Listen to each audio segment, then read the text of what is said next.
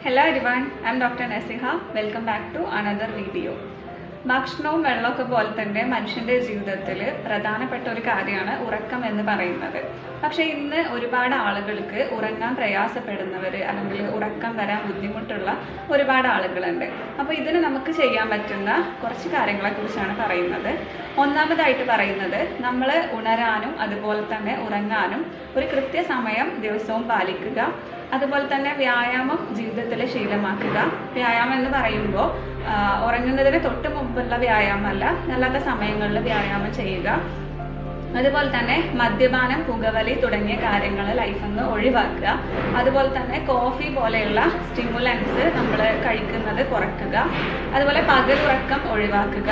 അതുപോലെ നമ്മുടെ computer, mobile തുടങ്ങിയ കാര്യങ്ങളിൽ ബ്രൈറ്റ് ലൈറ്റ് നമ്മളെ ഉറക്കത്തിനെ കെടുത്തുന്ന കാര്യങ്ങളാണ്. അപ്പോൾ അതൊരു അരമണിക്കൂർ മുമ്പെങ്കിൽ അതെല്ലാം സ്റ്റോപ്പ് ചെയ്യാം.